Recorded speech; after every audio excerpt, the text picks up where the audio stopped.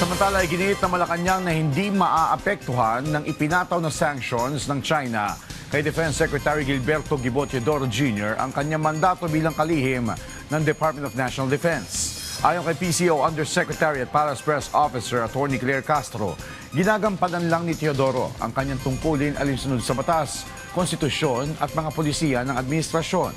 Sinabi rin ni Castro na may sariling batas at polisiya ang China, gayon din ang Pilipinas, at hindi mapipigilan ng naturang hakbang ang pamahalaan sa pagtatanggol sa soberanya at pambansang interes ng bansa. Matatandaang ipinagbawal ng China ang pagpasok ni Teodoro at ng kanyang pamilya sa mainland China, Hong Kong at Macau. Gayon din ang pakikipagnegosyo sa kanila ng mga Chinese individual at organisasyon. Ang China ay may sariling batas, may sarili silang polisiya. Gayon din naman po ang Pilipinas. Si Secretary Guibot bilang Defense Secretary ay gumaganap lang sa kanyang tungkulin, sa kanyang mandato na naaayon sa batas, naaayon sa konstitusyon at naaayon sa polisiya ng administrasyon.